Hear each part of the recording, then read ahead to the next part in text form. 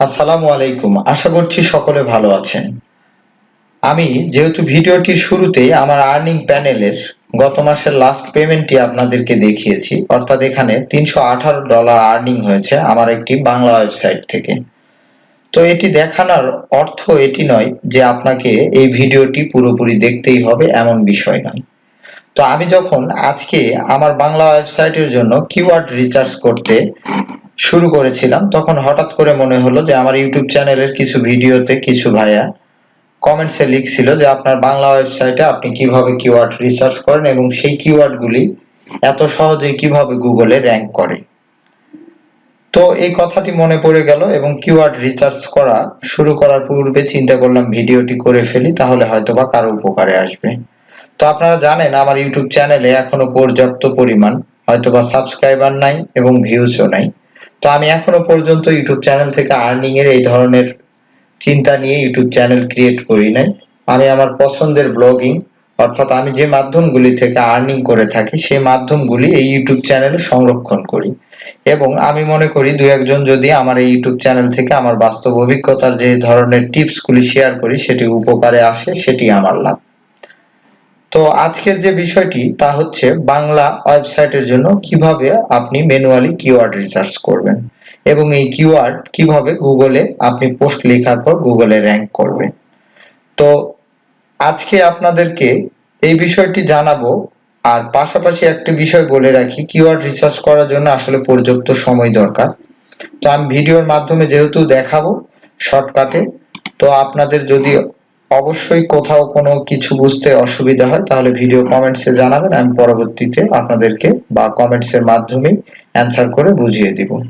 তো ভিডিওটি শুরু করার আগে বলে রাখি, আপনি যদি আমার ইউটিউব চ্যানেলে প্রথম হয়ে থাকেন তাহলে ইউটিউব চ্যানেলটি সাবস্ক্রাইব করে রাখুন, আর যদি আমার ফেসবুক পেজ থেকে ভিডিওটি দেখে থাকেন তাহলে ফেসবুক পেজটি ফলো করে রাখুন পরবর্তী ব্লগিং, ফেসবুক এবং ইউটিউবের আর্নিং সম্পর্কিত আপডেট ভিডিও পেতে।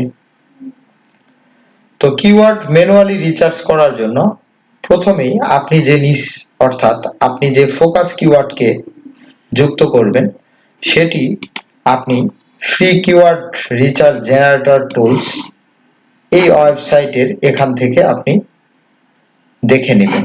অর্থাৎ আপনি গুগলে গিয়ে টাইপ করবেন ফ্রি কিওয়ার্ড জেনারেটর, লিখে এন্টার করলে প্রথমে যে ওয়েবসাইটটি আপনার সামনে চলে আসবে ফ্রি কিওয়ার্ড জেনারেটর টুলস, এই ওয়েবসাইটটি আপনি ওপেন করবেন। ওপেন করার পর আপনার যে মূল কিওয়ার্ডটা থাকবে অর্থাৎ ফোকাস কিওয়ার্ড, সেই কিওয়ার্ডটি আপনি এখানে পেস্ট করবেন বা টাইপ করে লিখবেন। তো আমি যেহেতু আমার ওয়েবসাইটে পাসপোর্ট সম্পর্কিত পোস্ট করতে যাচ্ছিলাম, কিওয়ার্ড রিসার্চ করতে যাচ্ছিলাম, সেহেতু এখানে আমি পাসপোর্ট লিখলাম এবং কোন কান্ট্রিকে সিলেক্ট করব এখান থেকে সেই কান্ট্রিটি আপনি লিখে দিবেন। তো যেহেতু বাংলা ওয়েবসাইট, আমি বাংলা কান্ট্রিকে সিলেক্ট করব, বাংলাদেশ সিলেক্ট করে দিলাম, আই এম নট এ রোবটের উপর ক্লিক করে দিবেন। তো দেখুন এই পাসপোর্ট সম্পর্কিত গুগলে কি পরিমাণ সার্চ প্রতিদিন হয়, তো এর একটি লিস্ট আপনি এখানে পেয়ে যাবেন। তো আমি আমার পার্সোনাল অভিজ্ঞতা থেকে আপনাদেরকে বলবো আপনি অবশ্যই লো সার্চ ভলিউম যে কিওয়ার্ড গুলি আছে, লো কম্পিটিশন কিওয়ার্ড, সেই কিওয়ার্ড গুলি নিয়ে কাজ করবেন। তো ইতিপূর্বে আমি পাসপোর্ট সম্পর্কিত মিনিমাম 20টি পোস্ট আমার ওয়েবসাইটে করব। তো গতকাল আমি শুরু করেছি আমি পাসপোর্ট নবায়ন করার নিয়ম এবং পাসপোর্ট করতে কি কি লাগে, অর্থাৎ পাসপোর্ট দিয়ে ভ্যাকসিন নিবন্ধন। তো এর মধ্যে আমি একটি পোস্ট অলরেডি করেছি পাসপোর্ট দিয়ে ভ্যাকসিন নিবন্ধন। তো এখানে লক্ষণীয় বিষয় হচ্ছে, দেখুন এখানে 6 জুন থেকে এই পর্যন্ত এই 20 দিনে মাত্র 300 জন এই কিওয়ার্ডটি নিয়ে গুগলে সার্চ করেছে। আর আপনি যদি এখানে দেখুন পাসপোর্ট চেক বিষয়ে 10,000 জন 2 দিনে সার্চ করেছে। তো অনেকেই হয়তো বা মনে করে, যারা ব্লগিং শুরু করে তারা শুরুতেই এই হাই সার্চ ভলিউম অর্থাৎ হাই কম্পিটিশন কিওয়ার্ড গুলি নিয়ে কাজ করে। তো এটি আপনি শুরুতে মোটেও করবেন না। দেখুন কেন করবেন না, আপনি যখন দেখতে পাবেন একটি হাই কম্পিটিশন কিওয়ার্ডে সার্চ ভলিউম প্রচুর পরিমাণ, তার মানে সেখানে কম্পিটিটর অর্থাৎ আপনার চাইতে এসইও এক্সপার্ট বা ওয়েবসাইট ডোমেইন অথরিটি ভালো, পেজ অথরিটি ভালো, তারা কিন্তু এই বিষয় নিয়ে অনেকে লেখালেখি করেছে। তো আপনি সেখানে আপনার এই পোস্টটি করলে র্যাঙ্ক করবে না, আর সেখান থেকে আপনি একজন ভিজিটরও গুগলের অর্গানিক ভিজিটর পাবেন না। সেজন্য আপনি যে কাজটি করবেন, দেখুন এখানে আপনি যদি বেশি লাভ খুঁজতে যান তাহলে একটি লাভও আপনি এখান থেকে পাবেন না। তো আপনি যদি এখানে লো কম্পিটিশনের কিওয়ার্ড নিয়ে কাজ করেন, সেখান থেকে আপনি দিনে 10টা যদি ভিজিটর পান, তাহলে এরকম 300 পোস্ট থাকলে কি পরিমাণ ভিজিটর আপনার ওয়েবসাইটে আসবে। তো এই বিষয়গুলি মাথায় রেখে কিওয়ার্ড রিসার্চ করতে হবে। তো আমি আজকে আপনাদেরকে যে বিষয়টি নিয়ে কিওয়ার্ড রিসার্চ করব তা হচ্ছে ই পাসপোর্ট কত দিনে পাওয়া যায় 2022, মাত্র 300 সার্চ ভলিউম, অর্থাৎ সার্চ করে 300 জন 17 জুন থেকে। তো এই কিওয়ার্ডটি একদম লো কম্পিটিশন কিওয়ার্ড। দেখুন এটি কিভাবে আপনি কিওয়ার্ড রিসার্চ করবেন আপনার ওয়েবসাইটের জন্য। এই কিওয়ার্ডটি আপনি কপি করে নেবেন, নেওয়ার পরে আপনি যে কাজটি করবেন তা হচ্ছে আপনি গুগলে এই কিওয়ার্ডটি লিখে সার্চ করবেন।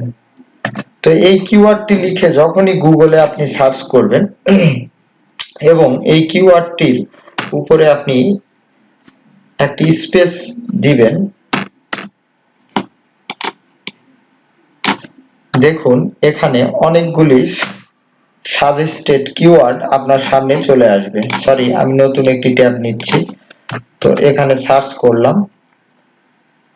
তো দেখুন এখানে যখনই আপনি একটি ক্লিক করবেন এই গুগল সার্চ বক্সে, তখন অনেকগুলি সাজেশন হিসাবে কিওয়ার্ড চলে আসবে, অর্থাৎ এই লেখাগুলি বা এই নিচের এই কিওয়ার্ড গুলিও দিয়ে গুগলে প্রতিনিয়ত মানুষ সার্চ করতেছে।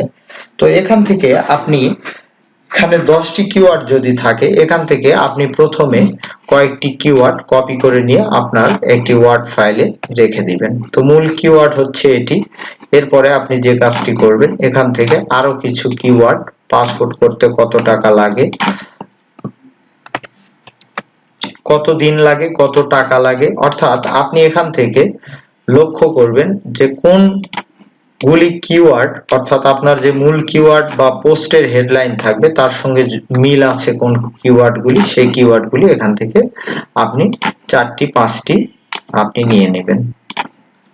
নেওয়ার পরে আপনি যে কাজটি করবেন, এরপরে আপনার যে মূল কিওয়ার্ড সেটি দিয়ে পুনরায় আবার গুগলে আপনি সার্চ করবেন। এন্টার দিয়ে আমি সার্চ করলাম। এরপরে নিচের দিকে চলে আসবেন। নিচের দিকে আসলে রিলেটেড সার্চ বলে এখানেও আপনি 8 থেকে 10টি কিওয়ার্ড পেয়ে যাবেন। তো এই কিওয়ার্ডের মধ্যে থেকে আপনি আবারও আপনার পোস্ট রিলেটিভ 2-3টি কিওয়ার্ড আপনি আপনার ওয়ার্ড ফাইলে নিয়ে নেবেন। এরকম ভাবে আপনি কপি করে বা এখানে ক্লিক করে নিয়ে নেবেন। তো অবশ্যই লক্ষ্য রাখবেন যাতে কিওয়ার্ড একই কিওয়ার্ড দুই জায়গাতে না হয়। দেখুন এখানে সেম কিওয়ার্ড দুই জায়গায় হয়ে গেছে, একটি ডিলিট করে দিবেন। এভাবে একটি পোস্ট লেখার আগে আপনি 8 থেকে ম্যাক্সিমাম 5 থেকে 10টি কিওয়ার্ড রিসার্চ করে নেবেন। তো এই দুইটি মাধ্যম, অর্থাৎ এই 3টি মাধ্যম, এখানে একটি মাধ্যম গুগলে সার্চ করে সার্চ ভলিউম থেকে নেওয়া একটি মাধ্যম এইটি, এবং আপনি নিচে দিকে গেলে রিলেটেড সার্চ যে আছে এখান থেকে কিছু মাধ্যম, অর্থাৎ আপনি যে বিষয় নিয়ে পোস্ট লিখতে যাচ্ছেন সেই রিলেটিভ যতগুলি কিওয়ার্ড আছে আপনি লক্ষ্য রাখবেন 10টির বেশি যাতে না হয়। সেই 10টি বা 8টি বা 5টি কিওয়ার্ড প্রথমে আপনি আপনার নোটপ্যাডে নিয়ে নেবেন।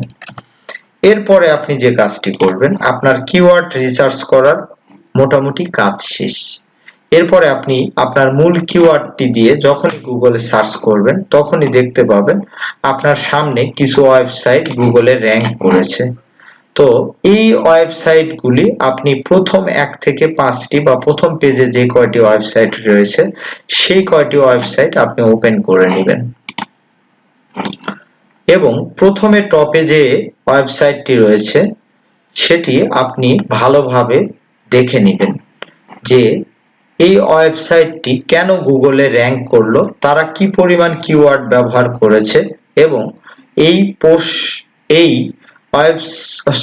এই পোস্টের মধ্যে কতটি ইমেজ যুক্ত করেছে, কতটি লিঙ্ক যুক্ত করেছে, কি ধরনের মেটা ডেসক্রিপশন তারা ব্যবহার করেছে, এই বিষয়গুলি অর্থাৎ আপনি সম্পূর্ণ এই পোস্টটি সুন্দরভাবে একবার দেখে নেবেন। তো তারা কয়টি হেডলাইন অর্থাৎ হেড ট্যাগ বা কিওয়ার্ড ব্যবহার করেছে এবং কতটি ওয়ার্ড ব্যবহার করে পোস্ট লিখেছে সেই বিষয়টি আপনি এখান থেকে দেখে নেবেন। এরপরে যে কাজটি করবেন, পরের একটি ওয়েবসাইট আবার ওপেন করবেন, করার পর সেই ওয়েবসাইটটিও আপনি সম্পূর্ণভাবে দেখবেন এবং কম্পেয়ার করবেন প্রথম, দ্বিতীয়, তৃতীয়, চতুর্থ, পঞ্চম এরকম 5টি ওয়েবসাইট আপনি দেখবেন। দেখার পরে আপনি দেখবেন যে তাদের পোস্টগুলি কেন র‍্যাঙ্ক করলো, তারা কি বিষয়গুলি আসলে লক্ষ্য রেখেছে, কতটি কিওয়ার্ড ব্যবহার করেছে, কতটি পোস্টে ইমেজ ব্যবহার করেছে, কি হেডলাইন ব্যবহার করেছে, কত ওয়ার্ডের পোস্ট লিখেছে, এই কয়টি বিষয় লক্ষ্য রেখে আপনি তাদের দেখে আইডিয়া নিয়ে নিজে থেকে সুন্দরভাবে এই কিওয়ার্ডগুলি আপনি যে 10টি কিওয়ার্ড রিসার্চ করেছেন এবং এই পোস্টগুলির মধ্য থেকে যদি কিওয়ার্ড কোনোটি আপনার এই 10টি কিওয়ার্ড বা এই 5টি কিওয়ার্ড রিসার্চের মধ্যে না থাকে তাহলে অবশ্যই পোস্টের মধ্যে থেকেও আপনি কিওয়ার্ডগুলি রিসার্চ করে নেবেন। এরপরে আপনি এই ওয়ার্ড ফাইলে সেই টোটাল যে 10টি বা 8টি বা 5টি কিওয়ার্ড হবে সেই কিওয়ার্ডগুলি নিয়ে তাদের ওয়েবসাইট থেকে দেখে আইডিয়া নিয়ে নিজের ভাষায় নিজের মতো করে আপনি কন্টেন্ট লেখা শুরু করবেন। তো এরপরে আপনি কন্টেন্ট যখন সম্পূর্ণরূপে লেখা হয়ে যাবে তখন আপনি টোটাল আপনার কত ওয়ার্ডের পোস্ট হলো এবং তাদের পোস্টের সঙ্গে আপনি কম্পেয়ার করবেন বা চেক দিবেন যে ওয়েবসাইটটি গুগলে র‍্যাঙ্ক করেছে। এরপরে আপনি আপনার পোস্টটি যেভাবে SEO of page on page SEO করতে হয় সেটি করে আপনার ওয়েবসাইট থেকে পাবলিশ করে দিবেন।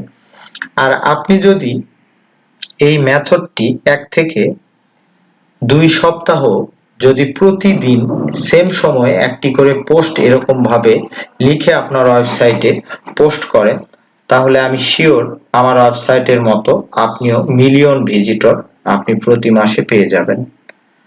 তো আশা করছি কিওয়ার্ড বাংলা ওয়েবসাইটের জন্য কিভাবে রিসার্চ করবেন এবং সেই কিওয়ার্ড দিয়ে কিভাবে পোস্ট লিখবেন সেই বিষয়টি পুরোপুরি বুঝে গেছেন।